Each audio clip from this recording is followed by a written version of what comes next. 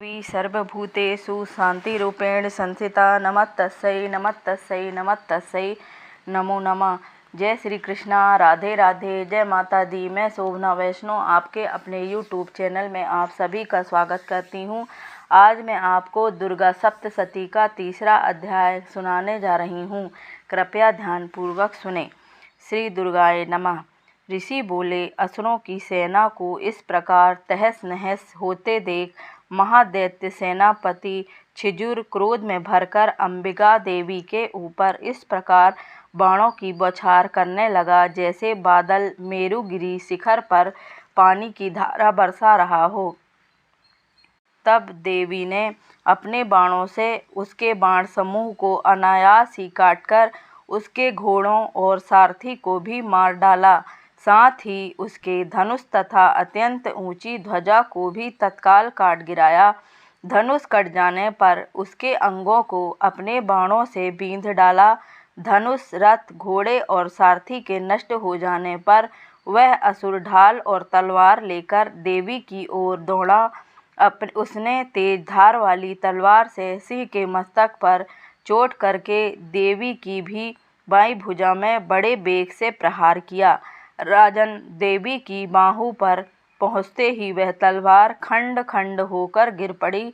फिर तो क्रोध से लाल आंखें किए हुए उस राक्षस ने शूल हाथों में लिया और भगवती भद्रकाली के ऊपर चलाया। वह शूल आकाश से गिरते हुए सूर्यमंडल की भांति अपने तेज से चमक उठा। उस शूल को अपनी ओर आते देख देवी ने भी शूल का प्रहार किया। उससे राक्षस के शूल के सैकड़ों टुकड़े टुकड़े हो गए। साथ ही महादैत्य छिछुर की भी धज्जियां उड़ गईं और वह प्राणों से भी हाथ धो बैठा। महिषासुर के उस पराक्रमी सेनापति छिछुर के मर जाने पर देवताओं को पीड़ा देने वाला चामर असुर हाथी पर चढ़कर आया। उसने भी देवी के ऊपर शक्ति का प्रहार किया, किंतु जगदम्बा ने उसे अपने हुंकार से ही आहत एवं निष्प्रभ पर तत्काल पृथ्वी पर गिरा दिया। शक्ति को टूटा देख चामर बड़ा क्रोधित हुआ। अब उसने शूल चलाया, किंतु देवी ने उसे भी अपने बाणों द्वारा काट डाला। इतने में ही देवी का सिंह उछलकर हाथी के मस्तक पर चढ़ बैठा और उस दैत्य के साथ खूब जोर का बाहु युद्ध होने लगा। वे दोनों लड़ते लड़ते हाथी से पृथ्वी पर आ गए और अत्यंत क्रोध में भरकर एक दूसरे पर बड़े भयंकर प्रहार करते हुए लड़ने लगे। तत्पश्चात सिंह बड़े वेग से आकाश की ओर उछला और उधर से गिरते समय उसने पंजों की मार से चावर का सिर धड़ से अलग कर दिया। इसी प्रकार उदग्र भी शिला और वृक्ष आदि की मार खाकर रणभूमि में देवी के हाथ से मारा गया तथा कराल भी दांतों, मुक्कों और थप्पड़ों की चोट से धराशायी हो गया। क्रोध में भरी हुई देवी ने गदा की चोट से उद्धत का कचूमर ही निकाल डाला। भिंदीपाल से बाष्कल को तथा बाणों से ताम्र और अंधक को मौत के घाट उतार दिया। तीनों नेत्रों वाली परमेश्वरी ने त्रिशूल से उग्राश्रय, उग्रवीर्य तथा महाहनु नामक दैत्य को मार डाला। तलवार की चोट से विडाल के मस्तक को धड़ से अलग कर दिया और दुर्मुख इन दोनों को भी अपने बाणों से मृत्युलोक भेज दिया। इस प्रकार अपनी सेना का सर्वनाश होता देख महिषासुर ने भैंसे का रूप धारण करके देवी के गणों को त्रास देना आरंभ किया।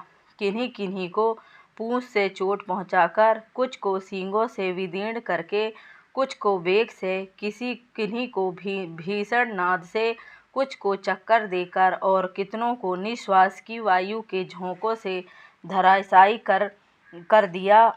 इस प्रकार गणों की सेना को गिराकर वह असुर महादेवी के सिंह को मारने के लिए झपटा। इससे जगदम्बा को बड़ा क्रोध आया। उधर महापराक्रमी महिषासुर भी क्रोध में भरकर धरती को खुरों से खोदने लगा तथा अपने सींगों से ऊंचे ऊंचे पर्वतों को उठाकर फेंकने लगा और गर्जना करने लगा। उसके वेश से चक्कर देने के कारण पृथ्वी क्षुब्ध होकर फटने लगी।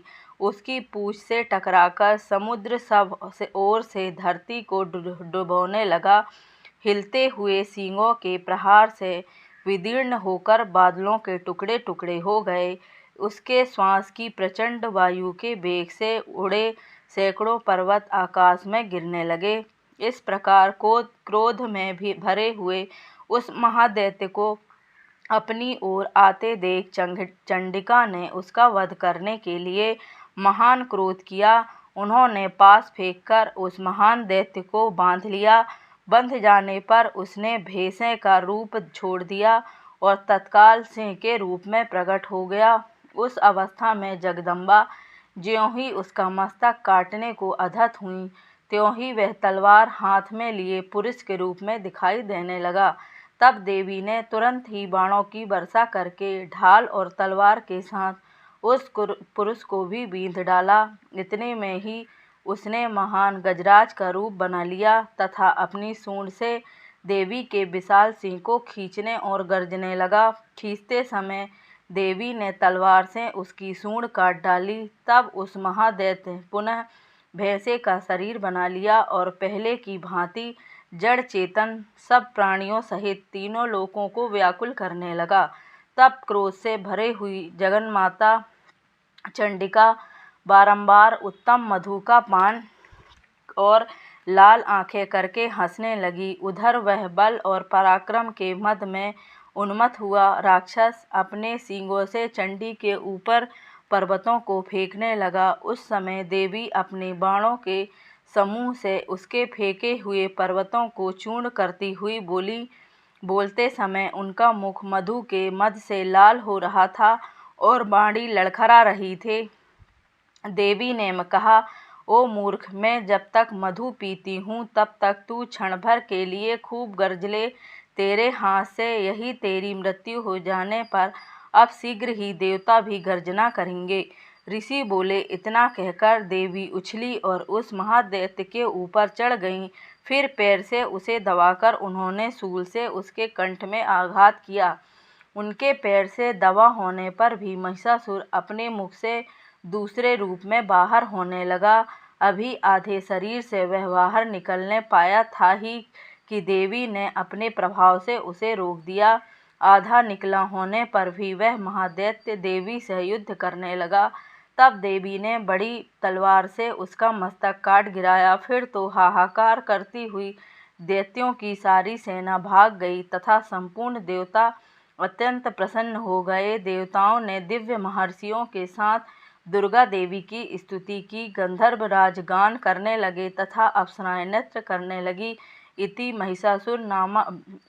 महिषासुर वध नामक तीसरा अध्याय समाप्त। अगर आपको मेरे द्वारा कही हुई दुर्गा सप्तशती का तीसरा अध्याय अच्छा लगा हो तो कृपया कर लाइक करें, शेयर करें और सब्सक्राइब करें। धन्यवाद।